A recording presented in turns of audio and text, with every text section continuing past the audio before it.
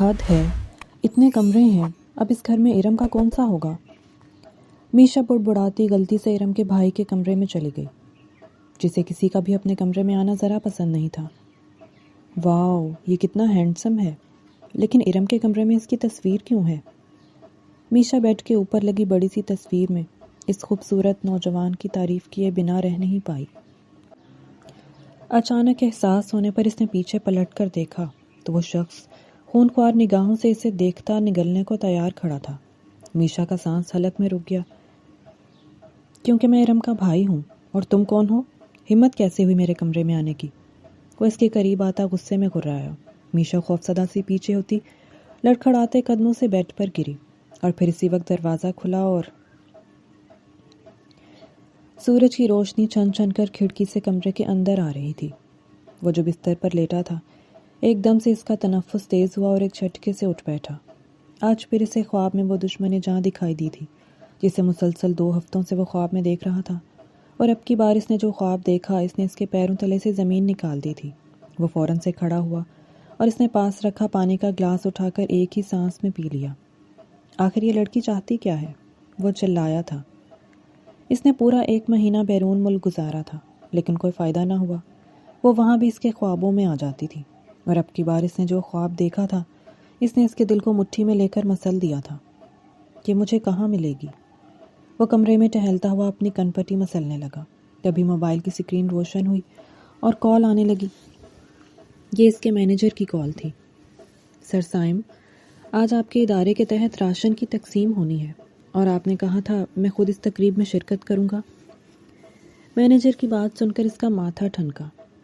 ہاں بالکل، میں آ رہا ہوں، آدھے گھنٹے میں پہنچتا ہوں۔ تم بھی نکل جاؤ ٹیم کو لے کر، وہاں تقسیم کرنا شروع کر دو، میں پہنچ جاؤں گا وقت پر۔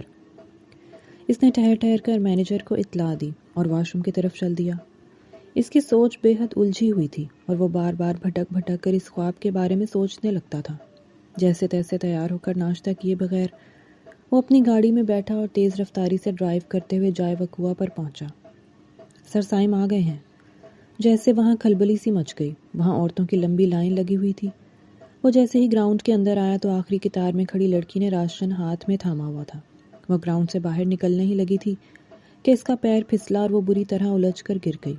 ایک لمحے کے لیے اس نے سائم کی ساری توجہ کھینچ لی۔ سائم نے بے اختیار اس کی طرف نگاہیں اٹھائیں، اور اس کی نگاہیں پلٹنا بھول گئی تھیں۔ وہ لڑکی جو اس کے خوابوں میں بھی اس کا پیچھا کیا کرتی تھی اب بالکل اس کے سامنے تھی۔ لیکن اس کی کیا حالت تھی؟ وہ اپنی جگہ ٹھہر سا گیا۔ آنکھوں کے نیچے گہرے حلقے تھے اور وہ کافی کمزور ہو گئی تھی۔ یہ میں نے کیا کر دیا؟ وہ وہیں بت بنا کھڑا رہا اور اس کی نگاہیں اس لڑکی کی طرف جمی رہیں جو اپنا بچا کھچا راشن سمیٹ کر وہاں سے باہر نکل رہی تھی۔ اس نے فوراً سے اپنے مینیجر کو آواز لگائی، یہ لڑکی آج رات کو مجھے میرے گھر پر چاہیے۔ مینیجر نے پھٹی پھٹی نگاہوں سے اسے دیکھا۔ سر آپ یہ کیا کہہ رہے ہیں؟ سائم نے خونخوار نگاہوں سے اسے دیکھا۔ جو کہہ رہا ہوں اس پر عمل کرو، چاہے جیسے بھی۔ اگر تم سے عمل نہ ہو سکا تو پھر اگلے دن مجھے آفس میں اپنی شکل تک مت دکھانا۔ یہ کہہ کر وہ واپس پلٹ گیا اور تقریب کو دیکھے بغیر دوبارہ اپنے آفس کی طرف واپس لوٹ گیا تھا۔ کچھ مہینوں کی تلاش تھی جو اب ختم ہوئی تھی، اور وہ قدرے پرسکون ہو گیا تھا۔ لیکن کیا وہ واقعی پرسکون تھا؟ 2 مہینے پہلے گھر کو خوبصورت پھولوں اور رنگین کمکموں سے سجایا گیا تھا۔ میشا تو اس قدر شاندار سجاوٹ دیکھ کر داد دیے بغیر نہ رہ سکی تھی۔ ڈھول کی تھاپ پر لڑکیاں روایتی رقص کر رہی تھیں۔ میشا بھی اپنے ہاتھوں میں بھر بھر چوڑیاں پہنے، دوپٹہ کندھے پر لٹکائے کھلے بالوں کے ساتھ ان کا رقص دیکھ کر تالیاں پیٹ کر انہیں داد دے رہی تھی۔ موسم بھی کافی خوشگوار تھا۔ شام کے 5 بج رہے تھے اور بادل چھائے ہوئے تھے۔ واہ یار، تم نے بالکل صحیح وقت پر اپنی کزن کی شادی میں مجھے بلوایا ہے، قسم سے مزہ ہی آ گیا ہے۔ میشا نے اپنی دوست ارم سے کہا تو ارم مسکرائی تھی۔ اب میں تمہیں جانے نہیں دوں گی، اپنی امی کو کال کر کے کہہ دو کہ 2 دن بعد گھر آؤ گی۔ یہ سنتے ہی میشا کا ماتھا ٹھنکا۔ کیسی باتیں کر رہی ہو، اللہ کو مانو۔ اس نے اپنے بالوں کو ایک ادا سے جھٹکا دیتے پیچھے کیا اور ارم کی آنکھوں میں دیکھ کر گررائی تھی۔ مجھے صرف اپنے بیڈ پر نیند آتی ہے۔ ارم نے ہنستے ہوئے اسے دیکھا۔ یار 2 دن کی تو بات ہے، ایسے موقع کبھی کبھی آتے ہیں، اور تم ہو کہ سڑے ہوئے بینگن کی طرح مجھے دیکھ رہی ہو۔ میشا ہنس پڑی تھی۔ اچھا بابا، اگر تمہاری یہی خواہش ہے تو میں یہاں رہ لوں گی، لیکن ایک شرط پر۔ ارم کی آنکھیں حیرت سے پھیلیں۔ کیسی شرط؟ وہ اس سے پوچھنے لگی۔ یہی کہ تم مجھے ایک بڑا سا عالی شان سا شاندار سا کمرہ فراہم کرو گی، جہاں صرف میں اکیلی سوؤں گی، بس، دوسرے مہمانوں کے ساتھ نہیں۔ اپنی لاڈلی چہیتی دوست کے منہ سے یہ سن کر وہ مسکرائی تھی۔ اتنے بڑے گھر میں تمہیں بھی کوئی نہ کوئی کمرہ تو مل ہی جائے گا، ارم نے ہنستے ہوئے کہا۔ تو میشا نے کمر پر دھپ رسید کی۔ وہ اسی طرح ہنسی مذاق کرتے ہوئے مہندی کا فنکشن انجوائے کر رہی تھی۔ ارم نے اپنی پھپھو کی بیٹی کے فنکشن میں سے انوائٹ کیا تھا۔ وہ تو ارم کا اتنا شاندار گھر دیکھ کر ہی دنگ رہ گئی تھی۔ میشا کا تعلق مڈل کلاس فیملی سے تھا اور ارم سے اس کی دوستی یوں ہی یونیورسٹی میں ملاقات کے دوران ہوئی تھی۔ وہ دونوں ایک دوسرے کے مزاج کو سمجھنے لگی تھی اور اسی طرح دوستی پروان چڑھتی چلی گئی۔ ارم نے آج اسے انوائٹ کیا تھا کہ اس کی پھپھو کی بیٹی کی آج منگنی تھی اور آج وہ رکنے کی ضد کر رہی تھی۔ میشا نے اس مہندی کے فنکشن میں خوب انجوائے کیا تھا اور اسے اچانک سے پانی کی پیاس محسوس ہوئی تھی۔ اس نے اندازے سے کچن کا رخ کیا اور پوچھتے ہوئے پہنچ گئی۔ وہ پہلی بار ارم کے ساتھ اس کے گھر آئی تھی۔ ذکر تو وہ آرام سے سنتی رہتی تھی، مگر آج اتنا بڑا اور عالیشان گھر دیکھا پہلی بار تھا۔ وہ اندازے سے کچن کی سمت گئی۔ وہ کافی تھکی ہوئی تھی۔ اس نے کرسی کھینچ کر بیٹھتے ہوئے یہ سمجھا کہ سامنے ان کی ملازمہ رضیہ کھڑی ہے۔ رضیہ، ذرا مجھے ایک گلاس پانی دینا۔ اس نے اپنا موبائل نکالا اور اپنی مہندی کی ویڈیو پوسٹ کرنے لگی۔ اسے رضیہ کا کوئی جواب نہ آیا تھا، البتہ فریزر کھلنے اور زور سے بند ہونے کی آواز آئی تھی۔ کیا ہو گیا ہے رضیہ؟ کام کا بوجھ اتنا زیادہ ہے کہ غصہ نکال رہی ہو؟ اس نے موبائل میں دیکھے دیکھے تبصرہ کیا۔ تب بھی سے رضیہ نے کوئی جواب نہ دیا۔ لگتا ہے اس گھر والوں نے بہت ناراض ہو، تم سے سارے کام کروا رہے ہیں نا؟ وہ مزاحیہ انداز میں ہنستے ہوئے کہنے لگی۔ اچھا چلو نا، پانی کا گلاس دے بھی دو کہ کل رات تک لاؤ گی، میشا نے شرارتی انداز میں کہا اور اپنا ہاتھ آگے بڑھایا۔ اس کی نگاہیں ابھی تک اپنے موبائل پر جمی ہوئی تھیں۔ اس نے جیسے ہی گلاس کو ہاتھ لگایا تو اگلے ہی لمحے سامنے کی طرف نگاہیں اٹھائیں اور گلاس اس کے ہاتھ سے چھوٹ کر گر گیا۔ سامنے رضیہ نہیں بلکہ کوئی انتہائی شاندار پرسنالٹی کا حامل شخص کھڑا اس سے گھور رہا تھا۔ وہ ایک جھٹکے سے کھڑی ہو گئی۔ سوری، مجھے لگا کہ شاید رضیہ۔ اس شخص نے سینے پر بازو لپیٹے اور لو دیتی نگاہوں سے اسے دیکھا تھا۔ اپنے کان کھلے رکھیں اور اپنی آنکھیں بھی، تو انسان کو پتہ چل جاتا ہے کہ سامنے کون کھڑا ہے، کس سے کیسے بات کرنی ہے۔ یہ طنز تھا یا زوردار تھپڑ، میشا کو سمجھ نہ آئی۔ آپ اتنے سیریس کیوں ہو رہے ہیں؟ بس ایک گلاس پانی ہی تو مانگا تھا۔ اسے بھی اب غصہ آ گیا تھا۔ ویسے بھی وہ غصے کی کافی تیز تھی۔ میں اس گھر کا ملازم نہیں ہوں، وہ غصے سے گررایا۔ میں نے آپ کو کوئی ایسا ملازمہ والا کام کہا بھی نہیں ہے۔ پانی پلانا تو ویسے بھی ثواب کا کام ہے، بلکہ صدقے کا ثواب ملتا ہے۔ خیر، اگر آپ اپنی 1.5 انچ کی مسجد میں ہی رہنا چاہتے ہیں تو آپ کی مرضی ہے۔ وہ لاپرواہی سے کندھے اچکا کر وہاں سے نکلی اور آگے جاتے ہی اس نے بے اختیار اپنے دل پر ہاتھ رکھا تھا۔ ارم نے بتایا تھا کہ اس کا بھائی غصے کا انتہائی تیز ہے، دل کا صاف ہے لیکن سنجیدہ رہتا ہے۔ کہیں یہ وہی خڑوس تو نہیں تھا؟ اس نے خود سے سوال کیا اور اپنا سانس بحال کرتے ہوئے ارم کے سر پر جا پہنچی جو مہمانوں میں گھری ہوئی تھی۔ ارم یار، میں بہت تھک گئی ہوں، مجھے بہت نیند آ رہی ہے۔ امی کو میں نے کال کر لی تھی، اب تو مجھے کوئی کمرہ ہی بتا دو جہاں میں سو جاؤں۔ ارم جو کسی مہمان خاتون سے بات کر رہی تھی اسے دیکھ کر اس نے ایک طرف اشارہ کیا تھا۔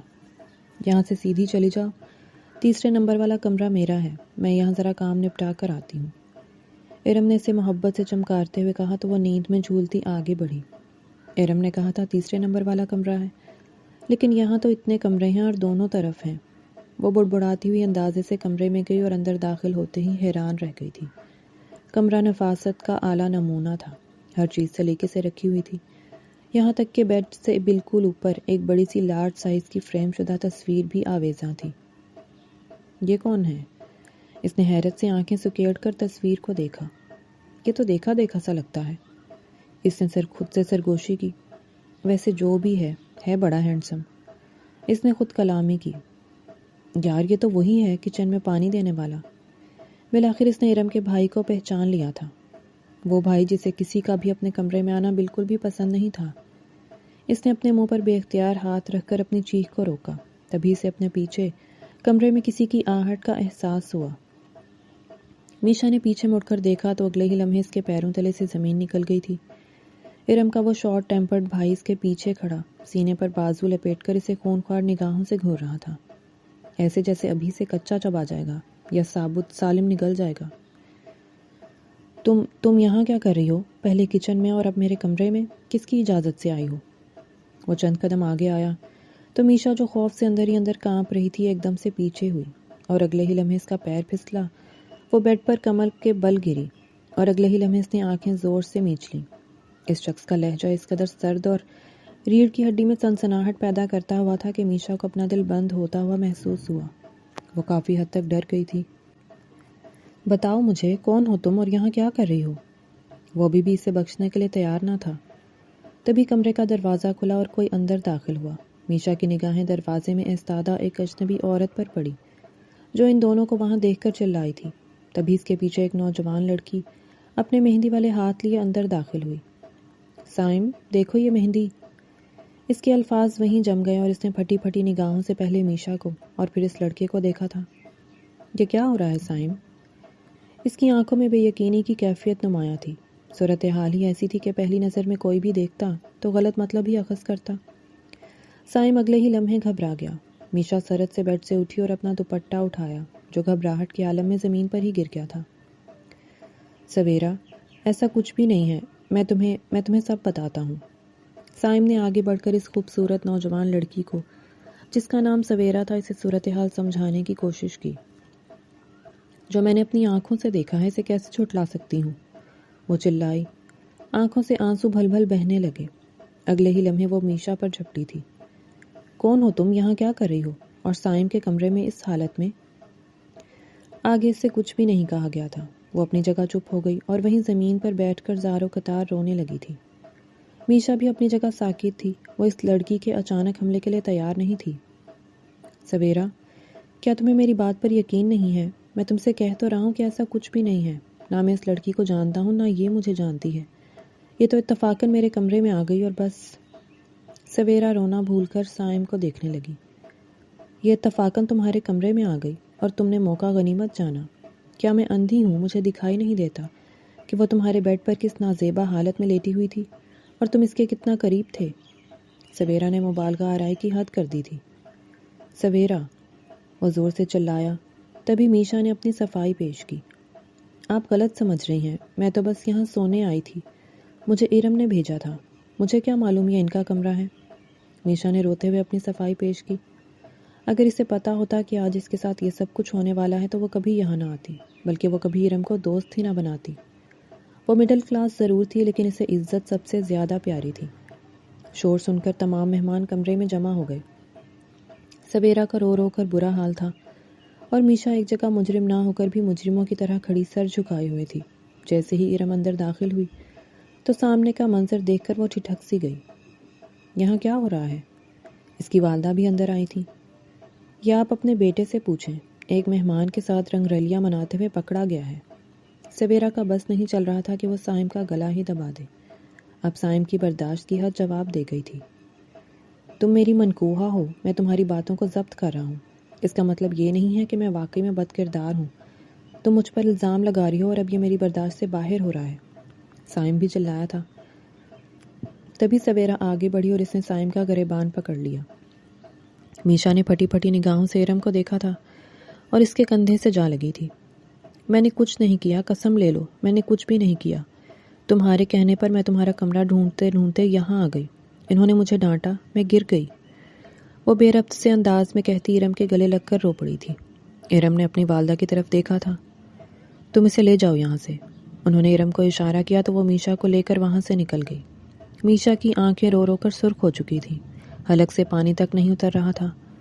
دوسری طرف سویرا یقین ہی نہیں کر پا رہی تھی کہ سائم اس کے ساتھ ایسا کر سکتا ہے۔ میں نے تو تم سے محبت کی تھی نا، پھر بھی تم نے میرے ساتھ بے وفائی کی۔ اس کا اب سائم پر اعتبار ختم ہو چکا تھا۔ میں آخری بار اپنی صفائی پیش کر رہا ہوں، میں نے کچھ نہیں کیا۔ اس کے بعد بھی اگر تمہیں لگتا ہے کہ میں غلط ہوں تو تم اس راستے سے ہٹ سکتی ہو جس راستے نے ہم دونوں کو ملایا ہے۔ سائم نے جذبات میں آ کر یہ فیصلہ سنایا تو سویرا نے پھٹی پھٹی نگاہوں سے اسے دیکھا تھا۔ ایک تو چوری کرتے ہو، اوپر سے سینہ زوری بھی کرتے ہو، مجھے طلاق کا کہہ رہے ہو۔ 2 طلاق دینی ہے نا؟ طلاق دے دو، طلاق، میں سکون سے تو جیوں گی۔ سائم کی آنکھیں سرخ ہو رہی تھیں، اس کا تنفس تیز ہوا، اس نے بے اختیار رخ پھیر کر گہرا سانس لیا۔ تم ایک بار پھر سوچ لو سویرا، جو بات ہے ہی نہیں، جس کا وجود ہی نہیں، اسی کو بنیاد بنا کر تم ہمارے رشتے کو بے بنیاد کر رہی ہو۔ سائم کی آواز میں درد ہی درد تھا، وہ کسی طور سویرا کو کھونا نہیں چاہتا تھا۔ ہاں، کیونکہ میں نے سب کچھ اپنی آنکھوں سے دیکھا ہے، تم دونوں کے جھوٹ پر مجھے بالکل یقین نہیں ہے، وہ چلائی تھی۔ ٹھیک ہے۔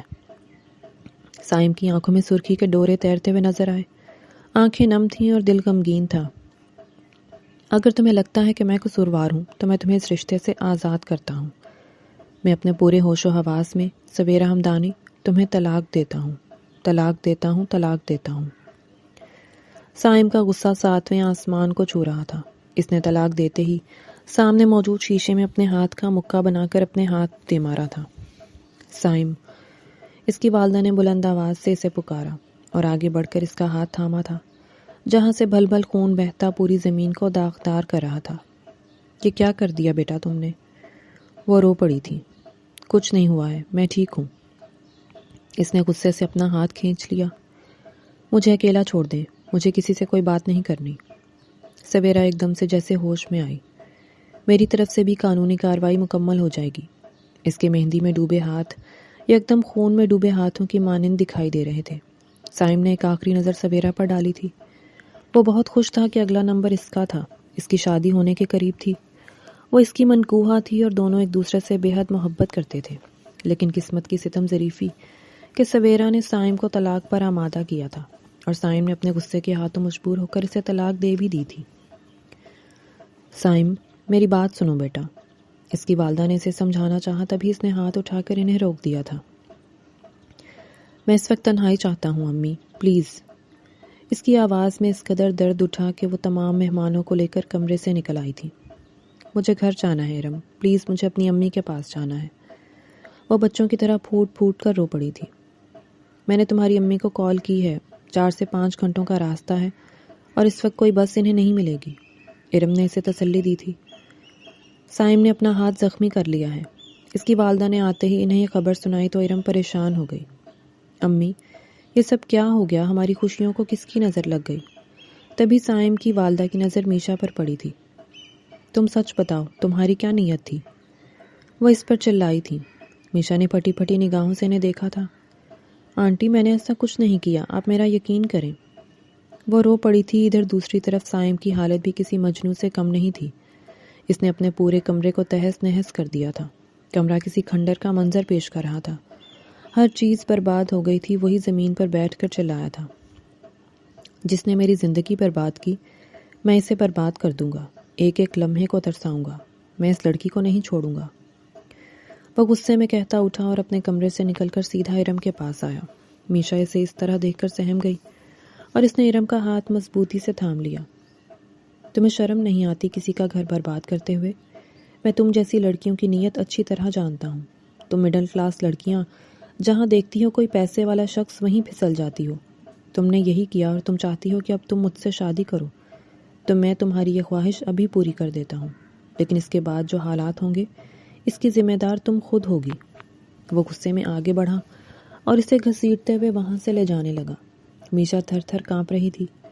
سائم نے ارم کی چیخیں سنی اور نہ ہی اپنے والدہ کے روکنے پر رکا تھا۔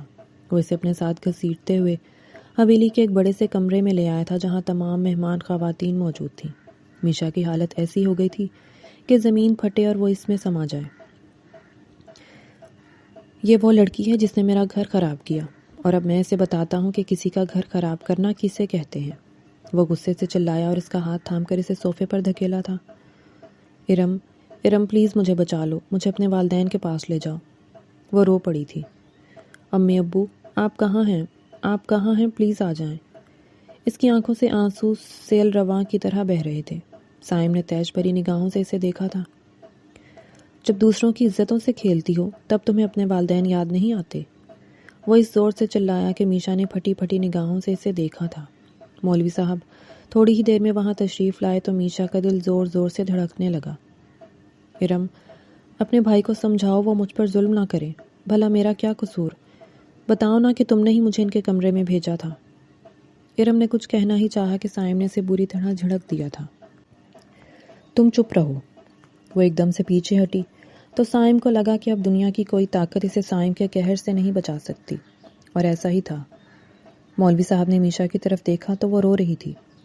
کہ بچی تو رو رہی ہے، انہوں نے احتجاج کیا۔ آپ کو جو کام کہا ہے آپ وہی کریں، آپ کو آپ کے کام کے پیسے مل جائیں گے۔ سائم کی سرد آواز ان کی ریڑھ کی ہڈی میں اتر گئی۔ وہ ایک بااثر خاندان کا وارث تھا، لہٰذا مولوی صاحب نے چپ اوڑھنے میں ہی غنیمت جانی۔ میشا کی چیخیں البتہ تمام لوگ سن رہے تھے۔ اسے اپنی ذات کا یوں تماشا بنتا دیکھ کر بہت افسوس ہوا تھا، اور اس کا دل چاہتا کہ وہ اپنی جان لے لے۔ مولوی صاحب نے ایجاب و قبول کے لیے اس کی طرف دیکھا تو وہ چپ رہی۔ رو رو کر اس کی آنکھیں اب خشک ہو چکی تھیں۔ جواب دو ورنہ یہ پسٹل کی ساری گولیاں تمہارے دماغ کے اندر اتار دوں گا۔ اگلے ہی لمحے اس نے اپنے پسٹل کی نال اس کی کنپٹی پر رکھی تو مہمانوں نے چیخیں ماری تھیں، لیکن سائم کا پتھر دل نہیں پگھلا تھا۔ اسے بس میشا قصوروار نظر آ رہی تھی، جس کی وجہ سے سویرا اس کی زندگی سے چلی گئی تھی، اور اب واپسی کا کوئی امکان بھی باقی نہیں تھا۔ نکاح ہو چکا تھا اور وہ اسے اسی طرح گھسیٹتے ہوئے اپنے کمرے کی طرف لے جانے لگا۔ بھائی یہ نہ کریں، وہ معصوم ہے۔ ارم بھی رو پڑی تھی، لیکن سائم پر جیسے خون سوار تھا۔ تمام لوگ آگے بڑھے، تائی جان، چچی جان سب نے مل کر سائم کو سمجھایا تھا، لیکن وہ غصے میں اس قدر پاگل ہو چکا تھا کہ اسے میشا اپنی مجرم دکھائی دے رہی تھی۔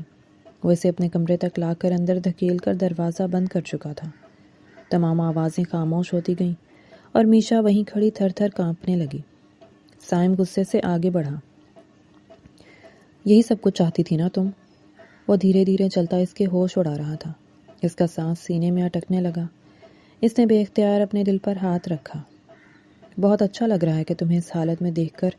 جب سویرا نے مجھ سے طلاق مانگی تو میری بھی یہی حالت تھی۔ وہ چلایا اور آگے بڑھ کر اس کے بالوں کو زور سے جھٹکا دیا۔ اس نے بے اختیار اس کا جبڑا اپنے ہاتھوں میں جکڑا اور تھپڑوں کی بارش کر دی تھی۔ تم جیسی مڈل کلاس لڑکیاں پیسوں کی خاطر سب کچھ کر سکتی ہو، یہاں تک کہ اپنے آپ کو بیچ بھی سکتی ہو۔ شکر کرو میں نے تم سے نکاح کیا ہے، اگر میں نکاح نہ کرتا تو کیا ہوتا؟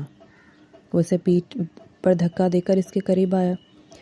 میشا نے اسے سینے پر ہاتھ رکھ کر دور دھکیلنے کی کوشش کی تھی، لیکن اس کا بھاری وجود میشا سے سنبھلنے میں نہیں آ رہا تھا۔ کیوں؟ بہت تکلیف ہو رہی ہے؟ درد ہو رہا ہے خود کو اس حالت میں دیکھ کر؟ ذرا میری تکلیف کا اندازہ تو لگاؤ کہ میری منکوہا جس سے میں نے 10 سال محبت کی، وہ بس 1 سیکنڈ میں مجھ سے جدا ہو گئی، صرف اور صرف تمہاری وجہ سے۔ اس نے اگلے ہی لمحے زوردار انداز میں میشا کا دوپٹہ کھینچا اور اسے زمین پر پھینکا تھا۔ میشا کی آنکھیں پھٹی کی پھٹی رہ گئیں۔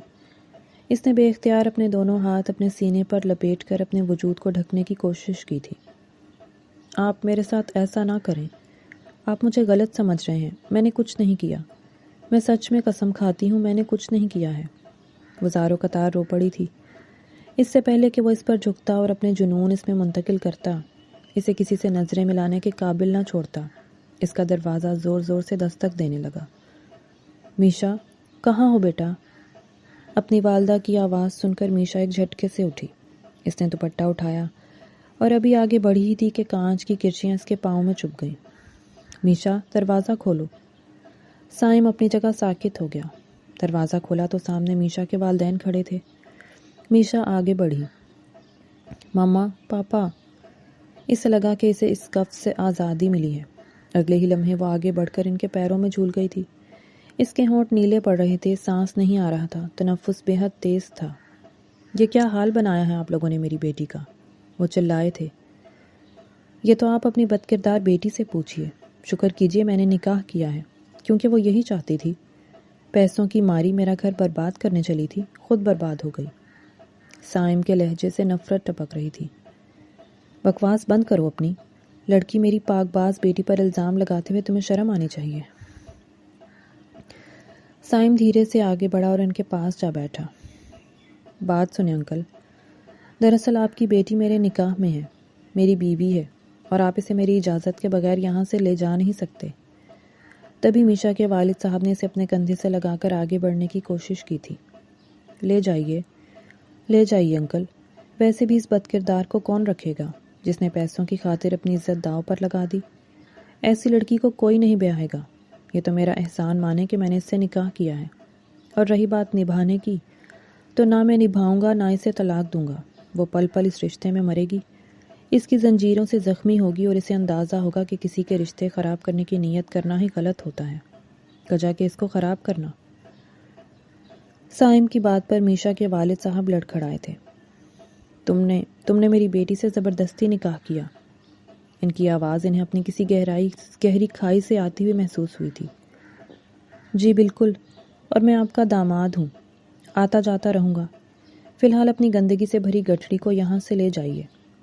ان کے سر جھک گئے تھے، کیونکہ رشتہ دار آپس میں باتیں کر رہے تھے، اور لوگوں کی زبانوں کو بھلا کون روک سکتا تھا؟ کتنے بے شرم ماں باپ ہیں، اپنی بد کردار بیٹی کو لینے آ گئے۔ ایک آواز حویلی سے نکلتے ان کے کانوں میں پڑی، اور دوسری آواز نے تو گویا نے چیر کر رکھ دیا تھا۔ لگتا ہے ماں باپ نے بھی یہی سب کچھ کیا ہوگا، تبھی بیٹی کے خون میں یہ بات شامل تھی۔ ان دونوں والدین نے ایک دوسرے کی طرف دیکھا۔ میشا کے والد صاحب کا دل زور زور سے دھڑک رہا تھا۔ انہیں اچانک سے اپنے سینے میں درد سا محسوس ہونے لگا، لیکن انہوں نے اپنی ڈرائیونگ جاری رکھی تھی۔ وہ پرائیویٹ گاڑی لے کر نکل چکے تھے جب ارم نے انہیں صورتحال سمجھائی تھی، لیکن بالآخر انہیں دیر ہو گئی تھی، اور ان کی بیٹی زندگی اور موت کی کشمکش میں مبتلا تھی۔ وہ اسے لے کر سیدھا ہسپتال آئے تھے، جہاں اس کا چیک اپ ہوا تھا۔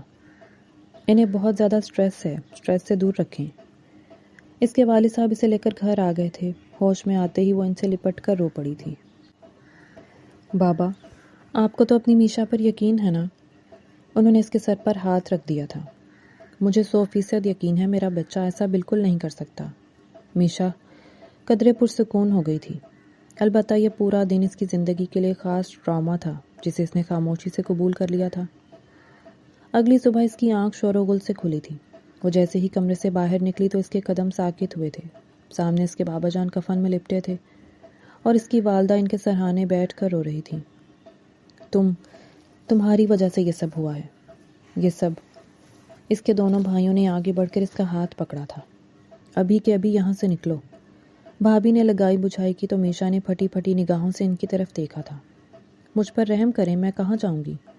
اس کے دونوں بھائی اپنا ضبط کھو چکے تھے۔ تم نے ہماری عزت کو خاک میں ملایا، ہمارے منہ پر کالک ملی، ہمارے بابا کو ہم سے جدا کر دیا، اب اور کیا چاہیے؟ چھوٹا بھائی راہیل بھی چلایا تو میشا کی ہمت جواب دے گئی تھی۔ ان تینوں نے مل کر اسے دھکے دے کر گھر سے باہر نکالا۔ اب چاہے مرو یا جیو، ہمیں تم سے کوئی واسطہ نہیں ہے۔ چلی جاؤ اسی کے پاس جس نے تمہیں اپنے نکاح میں لیا ہے۔ یہ سب تمہارا ڈرامہ ہی ہے تاکہ تم ایک امیر گھرانے میں رہ سکو، تو جاؤ رہو، ہمارا تم سے کوئی تعلق نہیں ہے۔ اس کے بھائیوں نے اپنی ساری بھڑاس اگلے دن نکال دی تھی، اور وہ جسے لگتا تھا کہ اس کے بابا کے ہونے سے سب کچھ ٹھیک تھا، ان کے جانے کے بعد سب کچھ بگڑ گیا تھا۔ امی میری بات سنیں، میں کہاں جاؤں گی؟ اس وقت میرا کوئی ٹھکانہ نہیں ہے۔ وہ ان کے پیروں میں گڑ گڑائی تھی، لیکن وہ بے حس ہو گئے تھے۔ ان کا صدمہ اپنی جگہ تھا۔ مجھے بابا کا آخری بار دیدار تو کرنے دیں۔ وہ وہیں بیٹھے بیٹھے دروازہ بجاتے بجاتے بے بس سی ہو گئی تھی۔ مہمان آتے گئے جاتے گئے، لیکن اسے اندر جانے کی اجازت نہیں تھی۔ وہ شام تک وہیں بیٹھی رہی۔ بھوک پیاس سے اس کا برا حال تھا۔ اس کے پاس اس وقت صرف اس کا فون تھا اور کانوں میں موجود بالیاں تھیں جو اس کے والد صاحب کا فراہم کردہ سرمایہ تھیں۔ اس نے روتے ہوئے اپنی دوست انم کو کال میں لائی۔ تمہارے ہاسٹل میں مجھے ایک کمرہ چاہیے، پیسے نہیں ہیں میرے پاس۔ وہ رو پڑی تھی۔ انم نے اسے دلاسا دے کر اپنے پاس بلوا لیا تھا، اور اس نے پہلی رات ہاسٹل میں تنہا زمین پر بیٹھے بابا کو یاد کرتے روتے ہوئے گزاری تھی۔ ایک ہفتہ یوں ہی گزر گیا تھا۔ تمہیں اب کوئی جاب کر لینی چاہیے، انم نے اسے کہا تھا۔ میں ڈھونڈ لوں گی۔ اس نے اسے یقین دہانی کروائی تھی، اور ٹھیک ایک ہفتے بعد وہ جاب کے لیے نکلی تھی۔ اس کی تعلیم مکمل ہو چکی تھی، لیکن تجربہ اس کے پاس کچھ بھی نہیں تھا۔ دیکھیں میڈم، ہم آپ کو رکھ سکتے ہیں، لیکن اس وقت ہمارے سر بیرون ملک گئے ہوئے ہیں۔ جب وہ واپس آئیں گے تبھی آپ کو سیلری مل پائے گی، ان کے اپروول کے بعد۔ آفس میں مینیجر کی بات سن کر اسے زوروں کا رونا آیا تھا۔ ٹھیک ہے، لیکن اس نے یہ غنیمت جان کر کہ نوکری مل رہی ہے تو حامی بھرنے میں کیا حرج ہے۔ وہ نہیں جانتی تھی کہ وہ اسی دشمن جان کے آفس میں کام کر رہی ہے جس نے اسے پوری دنیا میں رسوا کر دیا تھا۔ وہ 2 ہفتے تک لگاتار کام کرتی رہی تھی۔ تیسرا ہفتہ بھی مکمل ہونے کے قریب تھا۔ آپ کے باس آ گئے ہیں؟ سیلری والے دن اس نے پوچھا تھا، کیونکہ اب اس کے پاس پیسے ختم ہو گئے تھے۔ صرف ایک بالی بچی تھی جس پر وہ گزارا کر رہی تھی۔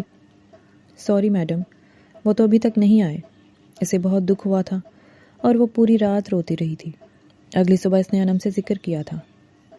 کوئی بات نہیں، میری نظر میں ایک ادارہ ہے جس کی آج کل تقریب ہونے والی ہے اور وہاں تمہیں بہت کچھ مل جائے گا۔ وہاں لائن میں لگ جانا، راشن بھی دے دیں گے۔ انم کے الفاظ اس کے اپنے دل میں اترتے ہوئے محسوس ہوئے تھے۔ دل بری طرح زخمی ہوا تھا۔ اب کیا وہ راشن کے لیے لائن میں لگ کر اپنی ضروریات پوری کرے گی؟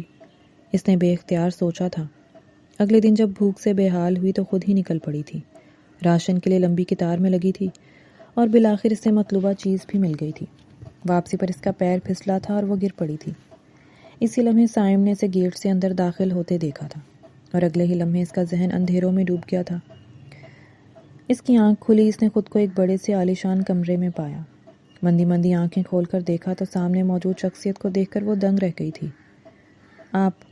آپ کی ہمت کیسے ہوئی مجھے یہاں لانے کی؟ وہ پہچان چکی تھی کہ وہ اسے اپنے ساتھ اپنے گھر لایا ہے۔ میری ہمت تو نہ ہی پوچھیں آپ تو بہتر ہے۔ ہمارا شرعی رشتہ ہے، اسی کے تحت آپ کو یہاں لایا ہوں۔ اس نے پہلی بار نرمی سے اسے جواب دیا تھا۔ مجھے جانا ہے، میں یہاں 1 منٹ نہیں رک سکتی۔ وہ ایک دم سے کھڑی ہوئی، لیکن اگلے ہی لمحے اسے چکر سے محسوس ہوئے۔ وہ اپنی جگہ سے اٹھا اور اس کے لڑکھڑاتے ہوئے وجود کو تھاما تھا۔ سنبھل کر، طبیعت ٹھیک نہیں ہے، ڈاکٹر کو بلواتا ہوں۔ وہ حد درجہ پریشان ہو گیا۔ میشا نے پہلی بار اس شخص کو اپنے لیے پریشان دیکھا تھا۔ میں مروں یا جیوں، آپ کو فکر کرنے کی ضرورت نہیں ہے، اور بہتر یہی ہے کہ آپ مجھے اس رشتے سے آزاد کر دیں۔ وہ چلائی تھی۔ اس کی اس بات پر اس نے زبردستی سے کندھوں سے تھام کر بیڈ پر بٹھایا تھا۔ یہ باتیں بعد میں بھی ہوتی رہیں گی، پہلے آپ آرام کر لیں۔ وہ اس کا بدلہ بدلہ سا لہجہ اور بدلہ بدلہ سا رویہ محسوس کر رہی تھی۔ اس سب مہربانی کی آخر وجہ کیا ہے؟ کیا واقعی مجھ سے کوئی خراج چاہتے ہیں؟ وہ پوچھے بغیر نہ رہ سکی۔ ہاں، یک لفظی جواب پر اس کا دل زور سے دھڑکا۔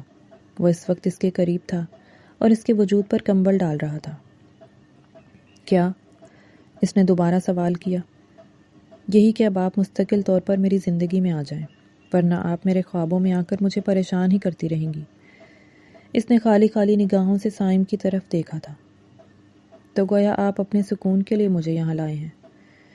وہ بے حد کمزور ہو گئی تھی اور بولتے ہوئے بھی اسے کافی مشقت کرنی پڑ رہی تھی۔ تم ٹھیک نہیں ہو؟ اس کے چہرے پر اداسی کے آثار دکھائی دیے۔ ہاں، میں ٹھیک نہیں ہوں، میں ٹھیک ہونا بھی نہیں چاہتی۔ زندگی نے جو خراج وصول کیا ہے، میں ایسے ہی صحیح ہوں۔ سائم نے کرب سے اپنی آنکھیں میچی تھیں۔ میشا کے جانے کے 3 دن بعد ہی اسے پتہ چل گیا تھا کہ سویرا نے اس کے ساتھ بہت بڑا کھیل کھیلا ہے اور 3 دن کے اندر اندر وہ شادی کر کے اپنے کزن کے ساتھ سیٹل ہو گئی تھی۔ اس نے سائم سے اس کے ایک گھر یعنی جائیداد کے کاغذات پر سائن کروا کر پھر وہ واپس نہیں کیے تھے۔ سائم نے اسے صدقہ دے کر اپنی زندگی سے باہر نکال پھینکا تھا، لیکن اپنے سامنے موجود اپنی بیوی کی حالت دیکھ کر اس کا دل چاہا تھا کہ زمین پھٹے اور وہ اس میں سما جائے۔ وہ اس قدر شفاق کیسے ہو گیا تھا؟ اسے تو اگلے دن ہی سے ڈھونڈنا چاہیے تھا، لیکن وہ حالات سے فرار ہو کر بیرون ملک روانہ ہو گیا اور اب وہ اس کے سامنے بیٹھی قدرت کے نظام کی گواہی دے رہی تھی۔ دبی دبی سی کمرے کے دروازے پر دستک ہوئی۔ ڈاکٹر کے ساتھ ارم اندر داخل ہوئی اور میشا کی حالت دیکھ کر منہ پر ہاتھ رکھ کر رو پڑی تھی۔ یہ سب کیسے ہو گیا؟ میشا اگلے ہی لمحے اس کے گلے لگ گئی تھی اور زاروں قطار روتی رہی تھی۔ سائم کی آنکھوں میں بھی آنسو آ گئے تھے۔ بابا چھوڑ کر چلے گئے تو پوری دنیا ظالم بن گئی۔ اس ایک لفظ میں میشا نے اپنے 2 مہینے کی جدوجہد پر مشتمل زندگی کی کہانی بیان کر دی تھی۔ اب بھیا ہے نا تمہارا خیال رکھنے کو، وہ بہت شرمندہ ہیں، تم انہیں معاف کر دو۔ ارم نے اسے اتنا ہی کہا تھا اور باہر نکل گئی تھی۔ ڈاکٹر نے چند ضروری دوائیاں لکھ کر دی تھیں۔ انہیں طاقت کی بہت ضرورت ہے، ان کی خوراک پر توجہ دیں۔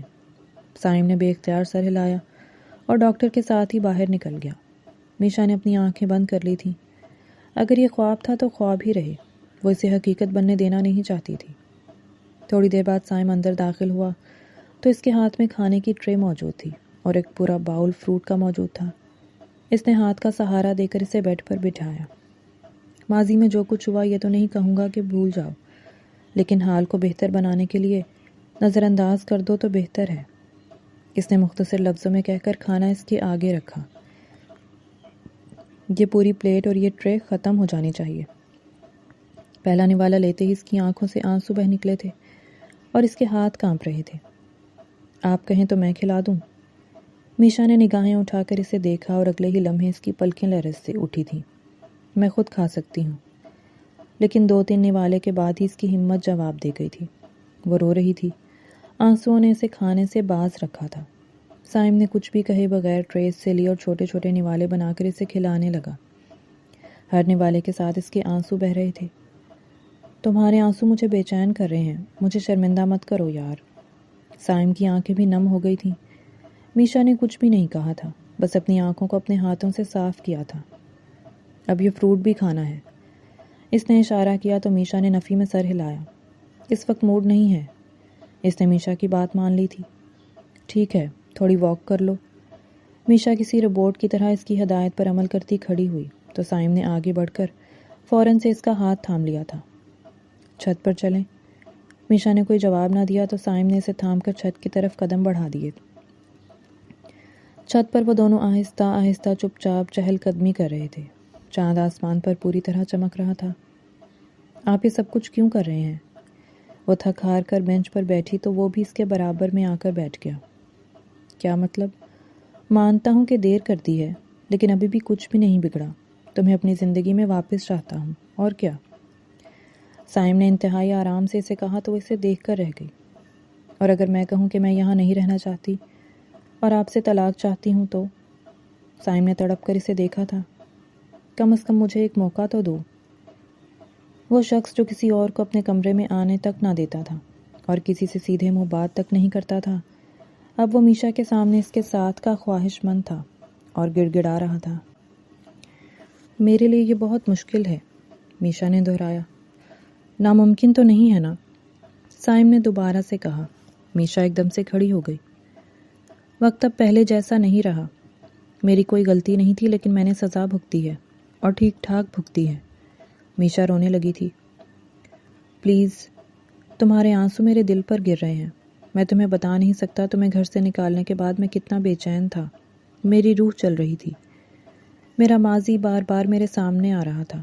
لوگوں کی حقیقتیں مجھ پر کھلی ہیں، اور تب مجھے احساس ہوا ہے کہ میں خود بھی کتنا غلط تھا۔ میں نے تمہارے ساتھ ظلم کیا ہے۔ میں مانتا ہوں۔ تم معاف نہ کرو، لیکن میرے ساتھ تو رہو، کم از کم مجھے ازالہ تو کرنے دو۔ میشا نے رخ پھیر لیا تھا۔ مجھے نیچے جانا ہے، مجھے آرام کرنا ہے۔ سائم نے آگے بڑھ کر اسے تھاما تھا۔ اس کے سہارے چلتی نیچے آئی تھی اور صوفے کی طرف بڑھی تھی۔ تم بیڈ پر سو سکتی ہو، مجھے کوئی مسئلہ نہیں ہے، میں کہیں بھی ایڈجسٹ کر لوں گا۔ میشا اس کی بات سن کر بیڈ کی طرف آ گئی تھی اور لائٹ بند کر کے سونے کی کوشش کرنے لگی تھی۔ کافی دنوں بعد اسے آرام دہ بستر نصیب ہوا تھا اور سوتے ہی وہ نیند میں کھو گئی تھی۔ وہ کافی دیر صوفے پر بیٹھا اسے دیکھتا رہا تھا۔ تبھی اچانک نیند میں وہ کپ کپانے لگی۔ سائم آگے بڑھا تو اسے کافی بخار ہو چکا تھا۔ شاید میری باتوں کی وجہ سے سٹریس لے لیا ہے۔ اس نے فوراً سے اسے دوائی پلائی تھی۔ اس کا سر اپنی گود میں رکھ کر اسے ٹھنڈے پانی کی پٹیاں کی تھیں۔ تم ٹھیک ہو جاؤ گی۔ میشا کی آنکھوں سے بار بار آنسو نکل رہے تھے۔ آنکھیں بند تھیں مگر آنکھیں بھیگ رہی تھیں۔ میں ہوں نا تمہارے ساتھ۔ میں پوری کوشش کروں گا، ہر ممکن ازالہ کروں گا کہ تمہیں کوئی دکھ نہ ملے۔ وہ دھیرے دھیرے اس کے کان میں سرگوشی کرتا اس کے پاس کب سو گیا اسے پتہ نہ چلا۔ میشا کی آنکھ کھلی تو وہ حیران رہ گئی تھی۔ وہ سائم کے بازو پر سر رکھے آرام سے سو رہی تھی اور وہ انتہائی غیر آرام دہ پوزیشن میں لیٹا شاید پہلی بار گہری نیند سویا تھا۔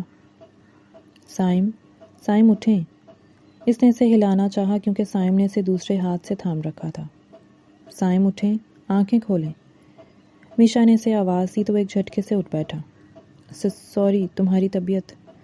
اگلے ہی لمحے میشا نے اس کے منہ پر ہاتھ رکھا تھا۔ میں سب جانتی ہوں۔ بخار کی وجہ سے ہمت نہیں تھی، لیکن میں اچھی طرح جانتی ہوں کہ آپ نے میری خدمت کی ہے، اور یہ خدمت اس رویے پر بھاری ہے جو میرا ماضی بن چکا ہے۔ اس کی آنکھوں سے آنسو بہہ رہے تھے۔ تو گویا مجھے دوسرا چانس مل سکتا ہے؟ سائم نے بے ساختہ پوچھا تھا۔ میشا مسکرائی تھی۔ ملنا تو چاہیے نا، میں نے آپ کو آزمایا بھی نہیں تھا۔ سچ کہہ رہی ہوں۔ سائم کو گویا یقین نہ آیا۔